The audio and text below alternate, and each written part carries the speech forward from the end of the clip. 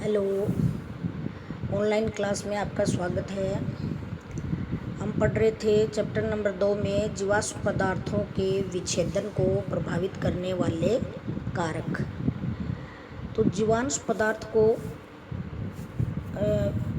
पदार्थ के विच्छेदन को प्रभावित करने वाले कारकों में सबसे पहला कारक है पादप पदार्थों की प्रकृति। पौधा किन पदार्थों से बना हुआ है या उसकी प्रकृति कैसी है। पादप पदार्थों की प्रकृति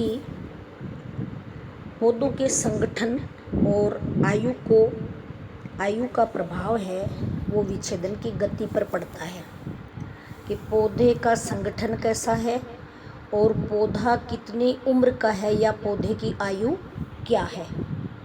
पूर्ण परिपक्व पौधों की तुलना में जो सरल उत्तक वाले पौधों का विच्छेदन है वो शीघ्र होता है। कहने का मतलब है कि कच्चे पौधे या छोटी उम्र के पौधे हैं वो जल्दी विच्छेदित होते हैं बजाय बड़ी उम्र के या बड़े पेड़ों से। कम उम्र व सरल पौधों में जल विलेय नाइट्रोजन युक्त पदार्थों की मात्रा अधिक होने के कारण विच्छेदन जल्दी होता है, यानी उनकी नाइट्रोजन है वो किस में घुल जाती है, जल में। परिपक्व पौधों में हेमीसेलुलोज और सेलुलोज तथा लिग्निन की मात्रा बढ़ जाती है, जिससे उसका विच्छेदन धीरे धीरे होता है। अपन ने पहले भी पढ़ा है कि विच्छेदन की दर है वो शुरू में शीघ्रता से होती है और बाद में धीरे धीरे क्या होती है, वो धीमी पड़ जाती है। ऐसे ही दूसरा कारक है मृदा की नमी, यानी मृदा में पाई जाने वाली नमी। जीवाश्म पदार्थों का विच्छेदन मृदा की नमी के कारण शीघ्रता से होता है, क्योंकि दोनों ही अवस्था में जीवाणुओं की क्रियाशीलता में कमी आ जाती है। विच्छेदन के लिए उपयुक्त नमी की मात्रा मृदा जल धारण क्षमता की 60 से 80% होती है, यानी जो नमी है वो मिट्टी शोषित कर लेती है। और मिट्टी कितनी नमी रखता है, कम से कम कुल नमी का 60 से लेकर 80% भाग मिट्टी में पाया जाता है। अधिक नमी वाली मृदाओं में ऑक्सीजन की कमी के कारण जीवों की क्रियाशीलता कम हो जाती है। अब नमी तो अधिक है लेकिन वहाँ ऑक्सीजन की मात्रा क्या है, कम है, और कम होने के कारण वहाँ विच्छेदन की क्रिया है वो धीमी पड़ जाएगी या विच्छेदन की दर है वो कम हो जाएगी। तीसरा प्रभावित करने वाला कारक है वायु का संचार।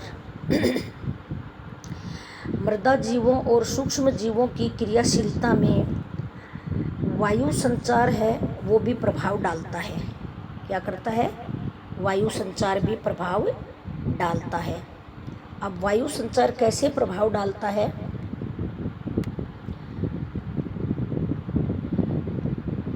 ऑक्सीजन की मात्रा पे निर्भर करता है। ये ऑक्सीजन की मात्रा अधिक होने पर विच्छेदन की गति तेजी से होती है और ऑक्सीजन की मात्रा कम होने पर विच्छेदन की दर कम हो जाती है।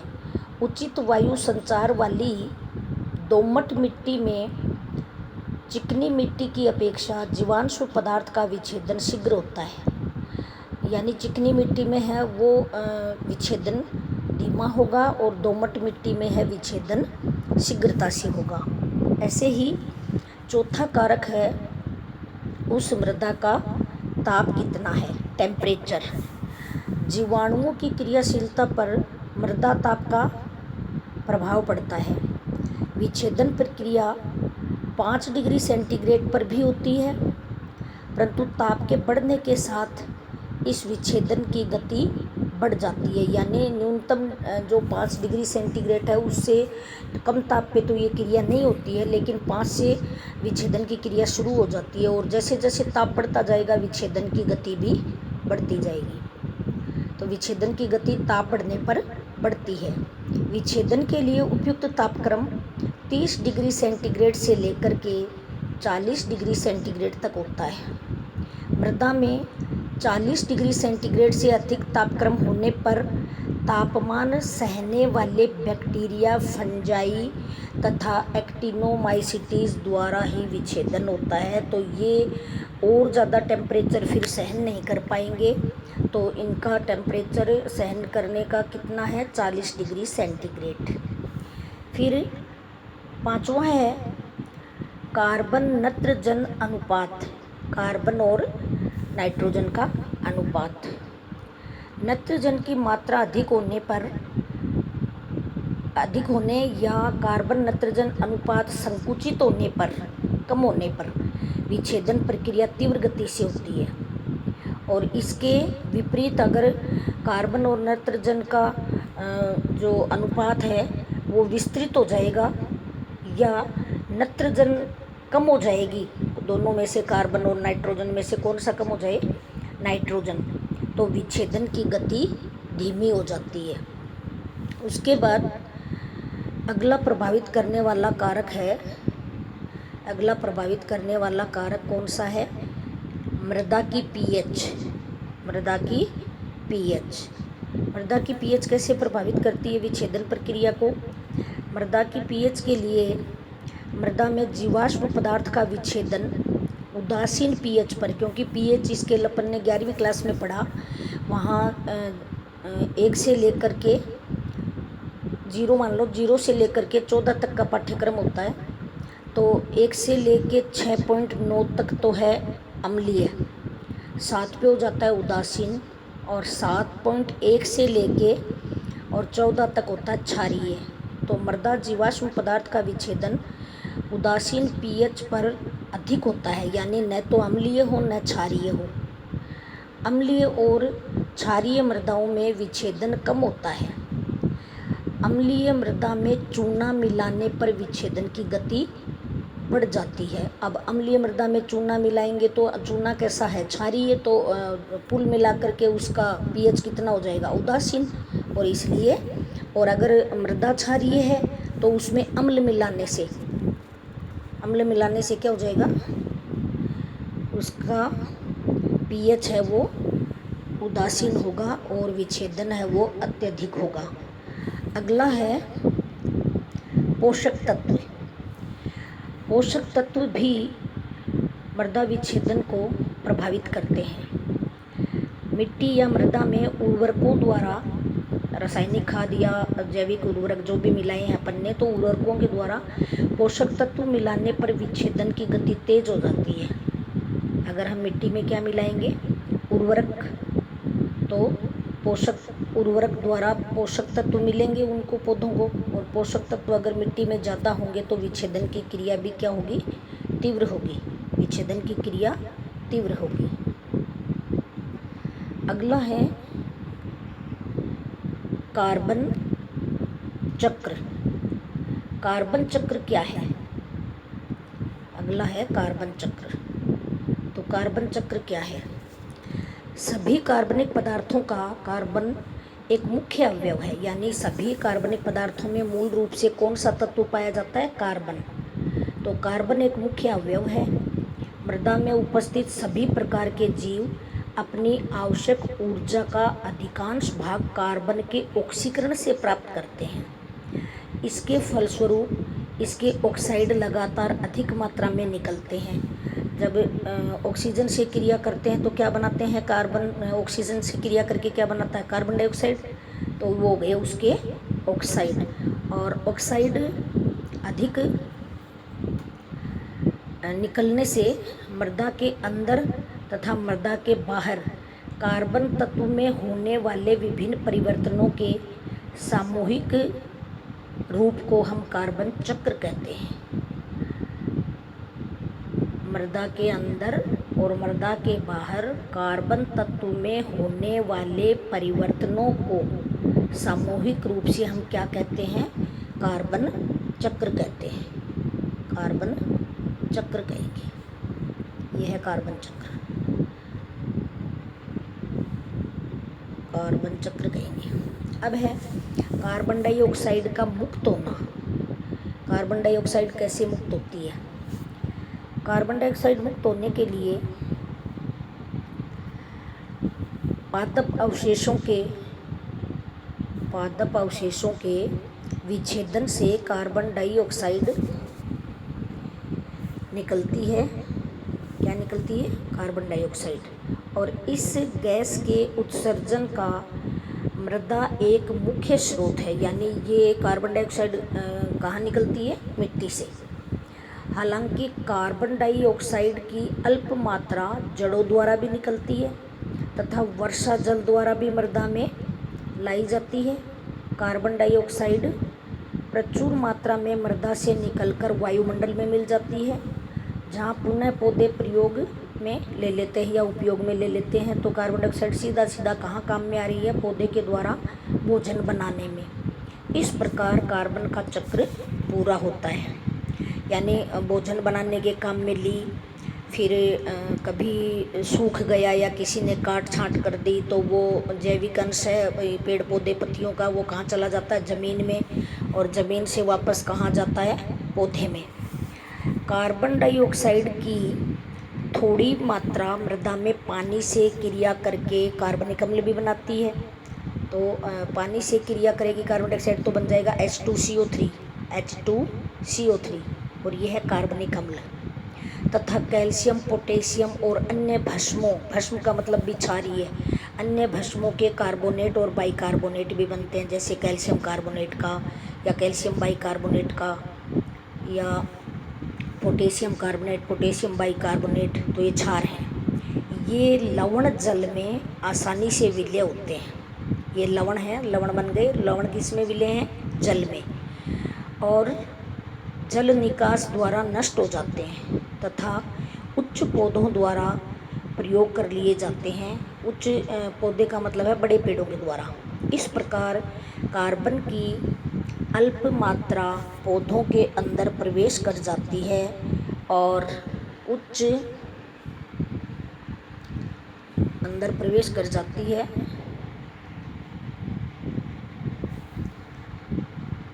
उच्च पौधों द्वारा प्रयोग में ले ली जाती है। इस प्रकार कार्बन की अल्प मात्रा पौधों में प्रवेश करने के बाद उच्च पौधों में उपस्थित कार्बन की अधिकांश मात्रा प्रकाश संश्लेषण की क्रिया द्वारा वायुमंडल में ले ली जाती है।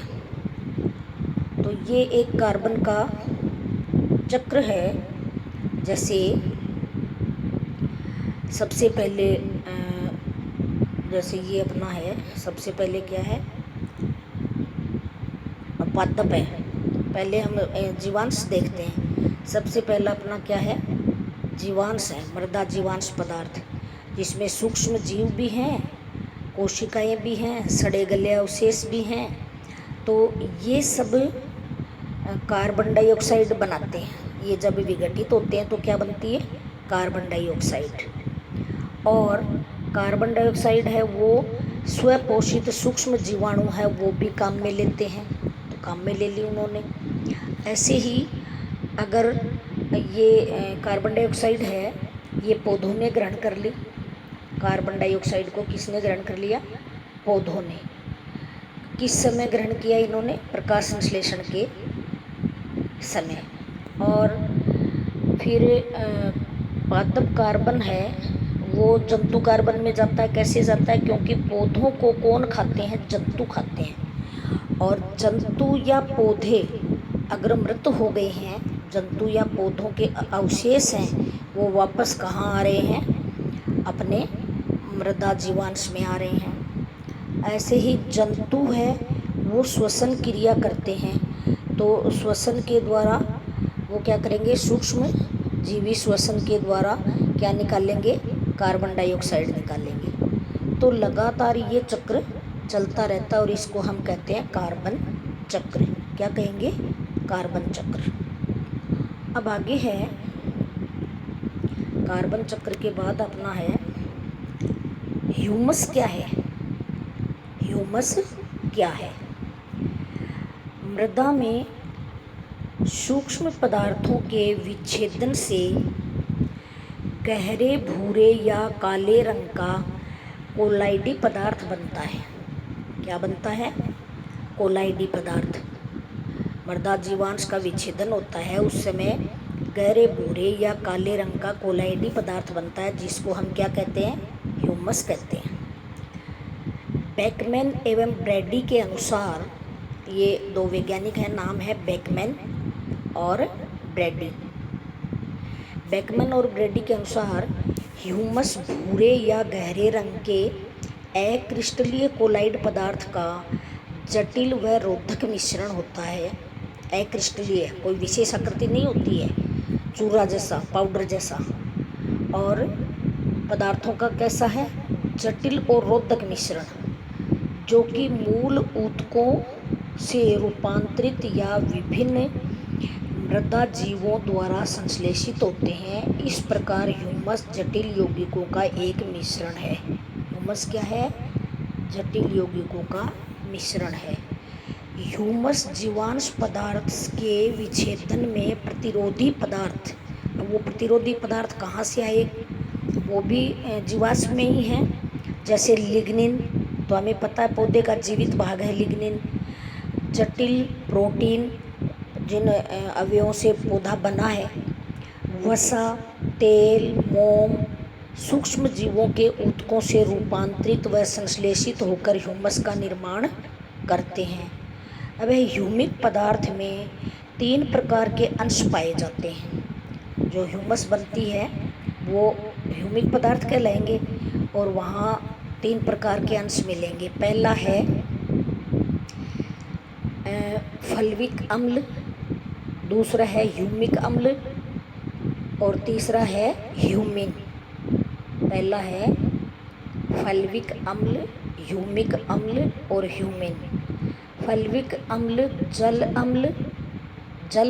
अम्ल और क्षार से अधिक घुलनशील होता है, यानी ये जो जल घुलता है या अम्ल घुलता है या क्षार घुलता है उनसे भी ज़्यादा घुलता है ह्यूमिक, वो फल्विक अम्ल। और ये पीले से भूरे पीले रंग का पदार्थ होता है। ह्यूमिक अम्ल केवल क्षारों में घुलनशील होता है, जो कि गहरे भूरे से काले रंग का होता है। ह्यूमिक अम्ल अघुलनशील पदार्थ है। लास्ट का जो बचता है वो बचता है ह्यूमिन। अब है ह्यूमस के गुण क्या है। ह्यूमस के गुण क्या है। ह्यूमस में गुण हैं वो 2 तरह के हैं। पहला है भौतिक गुण और दूसरा है रासायनिक गुण। पहला कौन सा गुण है, भौतिक गुण। तो भौतिक गुण के लिए, जिसको हम फिजिकल प्रॉपर्टी भी बोल सकते हैं, भौतिक गुण में ये गहरे भौतिक गुण है, ये गहरे भूरे रंग का जटिल पदार्थ है। यानी ह्यूमस क्या है, गहरे भूरे रंग का एक जटिल पदार्थ है। दूसरा है ये अक्रिस्टलीय और कोलाइडी पदार्थ है, ये भी हमने पढ़ा अभी, अक्रिस्टलीय और कोलाइडी पदार्थ है। ह्यूमस पर ऋणात्मक आवेश होता है। कैसा आवेश होता है इन पे, नेगेटिव। फिर है जल, ये जल में अविलय रहता है, जल में नहीं घुलता है, लेकिन कोलाइडी विलयन बनाता है, परंतु मंद अम्ल और मंद क्षारों में घुल जाता है। थोड़ा सा अम्लीय या थोड़ा सा क्षारीय जल होगा तो उसमें घुल जाएगा। इसमें सुघट्यता और संसंजन कम होता है, यानी पास पास नहीं होते हैं और आपस में आकर्षण या संसंजन नहीं होता है। फिर 5वां हो गया ये। छठा है जल धारण क्षमता ह्यूमस की अधिक होती है। जल धारण करने की क्षमता क्या होती है, अधिक होती है। 7वां है ह्यूमस थोड़ा सा अम्लीय होता है। 8वां है इसमें फूलने और सिकुड़ने का गुण होता है। ह्यूमस में हम देखते हैं ना, कई बार गमले में खाद डालते हैं तो पूरा गमला भरा भरा हो जाता है, उसका क्या हो जाता है, भरा भरा हो जाता है गमला। और इसमें फूलने सिकुड़ने का गुण होता है। ये जलग्राही होता है, यानी जल को शोषित करता है। संतृप्त वायुमंडल के 2 से लेकर 6 गुना अधिक जल शोषित कर लेता है। अगर साधारण अवस्था में मिट्टी जल शोषित कर रही है तो उससे दुगना से लेकर के 6 गुना तक ह्यूमस अगर उस मिट्टी में है तो वो ज़्यादा जल अवशोषित करेगा। अब है रासायनिक गुण। क्या है, रासायनिक गुण। रासायनिक गुण में पहला है, रासायनिक गुण में पहला अपना है कि पहला है ह्यूमस में कार्बन 55 से लेकर 60%, हाइड्रोजन 4 से लेकर 5%, ऑक्सीजन 35 से लेकर 40% और नाइट्रोजन 3 से लेकर 6% होती है। फास्फोरस, सल्फर, लोहा इत्यादि की मात्राएं भी इसमें थोड़ी बहुत होती हैं। दूसरा रासायनिक गुण है कि ह्यूमस में कार्बन और नाइट्रोजन का अनुपात है वो 10:1 है। अगर 10 भाग कार्बन होगा तो 1 भाग उसके साथ क्या होगी, नाइट्रोजन होगी। इसकी अगर 20 भाग होगा तो 2 भाग हो जाएगी, अनुपात 10:1 रहेगा। यानी कार्बन का अनुपात 10 और नाइट्रोजन का अनुपात 1। इसका कार्बन नाइट्रोजन अनुपात 10:1 होता है। इसकी औसतन धनायन विनिमय क्षमता है वो 200 यानी 100 और 300 के बीच में। तो 100 और 300 का औसत आता है अपना 150, तो 200 के करीब सेंटीमोल प्रति किलोग्राम होती है। 200 सेंटीमोल प्रति किलोग्राम इसमें धन आयन विनिमय क्षमता पाई जाती है। आगे है इसके प्रमुखतया कार्बोक्सिल, फिनोलिक और इनोलिक समूह पाए जाते हैं इसमें ह्यूमस में। कार्बोक्सिल कौन सा है, COOH एसिडिक, फिनोलिक OH और इनोलिक कीटो और इनोल। और इसकी प्रतिरोधक क्षमता है वो भी अधिक होती है। छठा है हाइड्रोजन परऑक्साइड यानी H2O2 द्वारा ह्यूमस का ऑक्सीकरण आसानी से हो जाता है। H2O2 से क्या होता है, इसका ऑक्सीकरण आसानी से होता है। अभी इसमें इतना ही पढ़ेंगे, आगे हम पढ़ेंगे ह्यूमस का निर्माण कैसे होता है, ह्यूमस कैसे बनती है, ये पढ़ेंगे।